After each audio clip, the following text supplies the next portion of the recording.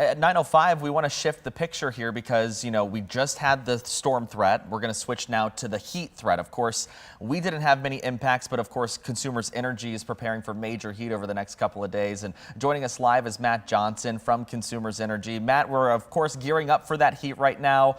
What kind of strain does the extreme heat that we're expecting put on the Michigan power grid?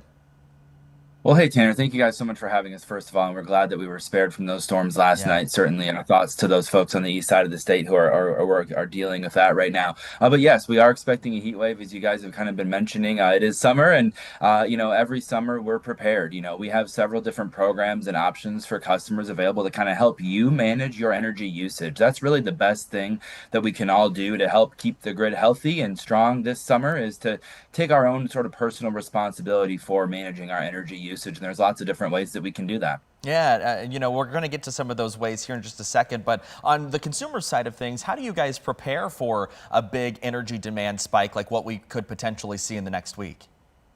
Yeah, great question. The first thing really is just about getting out there and educating people and making people aware of the things that we can do to limit our usage. We have several of our large businesses that we work with who will actually tone down their usage. It's called demand response. And so the first thing we do is kind of look at all of the big contributors to the energy usage across the system and encourage them to tone down their usage at certain parts of day to help, provide more electricity, have more electricity available for everybody else who needs it. And so those demand response programs, whether you're a large company like GM, for example, or you're a customer just like you or us at home, we can all do our part. And that's really the best way that we can prepare is just by, limiting our usage, being responsible about our usage, and providing incentives and resources for people to be able to do that. Yeah. Absolutely. So when we're talking about this heat that we're looking ahead to for next week, do you guys expect there to be more outages that would be kind of corresponding with these high temperatures?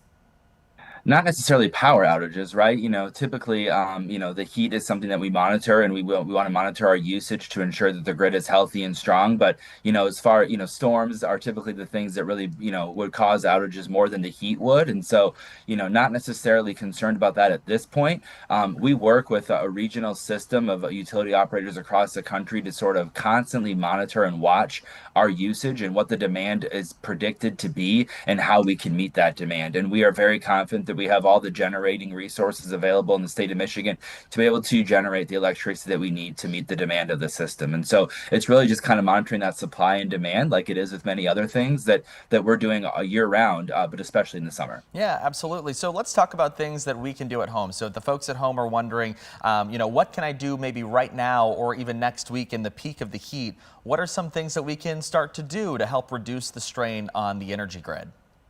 Yeah, the first thing is to just get a smart thermostat if you don't already have one, or if you're not don't have a smart thermostat, you can still be smart about using your thermostat, right? And so knowing that when you're not home and you don't need air conditioning right now, you don't need to use it. We actually recommend people turn up their air conditioning to about 78 degrees, especially when you're not home or at parts of the day where it's not as warm outside, right? And so we also, that allows you to sort of monitor the temperature, and for every degree that you can dial up your thermostat, actually, you can save yourself 1 to 3% on your energy bill. So just being aware of not using air conditioning if you don't need it. A lot of times people just turn it on full blast and kind of leave it on all day, but that really is a waste that we can reduce. That's Yeah. probably the simplest way.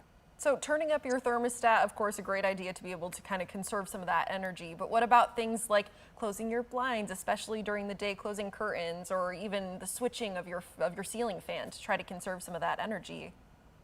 Yeah, yep. Using your ceiling fans is one way you can kind of circulate air. You can use fans as well.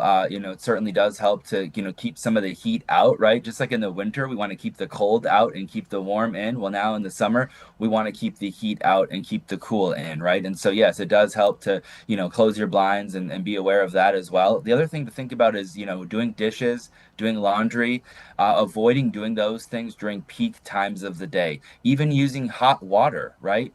The electricity goes on, and then obviously the gas kicks in, right, to heat your water too. And so just being aware of your usage all around and limiting the usage of those items outside of our peak time of day, which is really 2 to 7 p.m. If we can shift our energy usage away from 2 to 7 p.m., that time frame is when the actual rate that you pay for electricity electricity is higher than it is at other parts of the day, because the cost for us to provide that electricity to you during those peak times of day is more. So the cost to us is more, and that cost gets passed on to the customer in that peak time of the afternoon. But the good news is all the other 19 hours of the day, you're actually paying a lower electricity rate than 2020. So we're reverting back to 2020 rates for 19 hours of the day.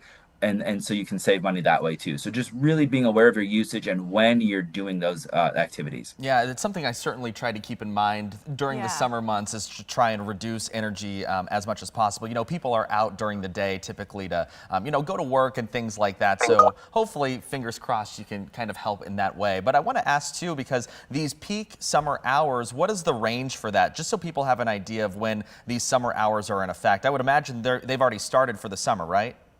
Yeah, so it goes from the beginning of June through the end of September, and it's from 2 to 7 p.m. And there's actually a program that you can sign up for, that I signed up for, called the Critical Peak Pricing Program, where Consumers Energy, we will give you a text or an email on certain days throughout the summer. There's 14 days in the summer that we identify as like high usage days, and we'll ping you as a customer and say, hey, today is a day where if you tone down your usage from 2 to 7 p.m., we'll save you on your electric bill. And so you actually pay a lower rate on those days if you shift away your usage by signing up for that program. So there are incentives and programs out there for people to encourage you to reduce your use even more than what the average customer could do. Yeah, I actually think I'm signed up on that program too. Interesting. Yeah. I'm not, but I definitely want to be. You mentioned the Critical Peak Pricing Program. Are there any other programs or tools that Consumers also offers to help people kind of keep track of some of their usage in real time? Yeah, there's two other big things. One is sort of to help with your usage is well, not necessarily your usage, but with your bill, is the budget plan, right? So we realize that, as rates go up in the summer, we use more in the summer. People are going to be paying more. So to not be shocked and have that sticker shock of your bill, you can sign up for our budget plan so that you're paying the same amount per month every month throughout the year. And so that's a really great idea for both winter and summer, to kind of not be surprised by your bill. But then also you can call 211 for resources.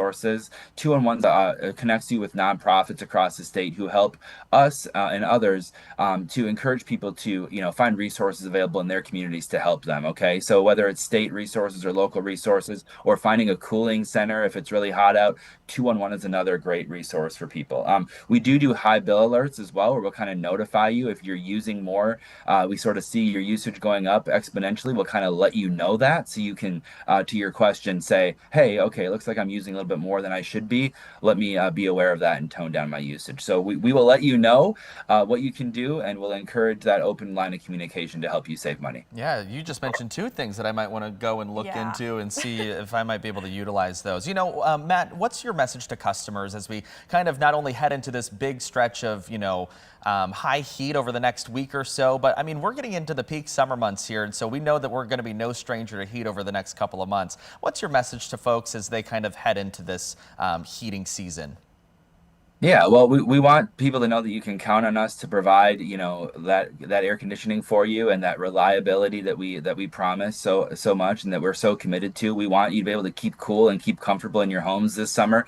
We encourage you to do that, but we also, want you to do it in a responsible way, and we're here to support you and helping you find the various different ways that you can do that. So you can count on us to do that, and while keeping your bills as low as possible. We're committed to both that affordability and the reliability to help you stay comfortable this summer and stay safe as well. Okay, and if we need more resources, where can we go to find that on your website? The best place is consumersenergy.com/summer. Easy enough to remember, right? There are plenty of different resources there. There's also some tips for keeping cool outside and being safe as well in the heat and extreme heat especially. And if the power does go out at some point, how to use a generator safely. A lot of information available there at consumersenergy.com/summer. All right, Matt Johnson with Consumers Energy. We always appreciate your time. Thank you very much. Thank you.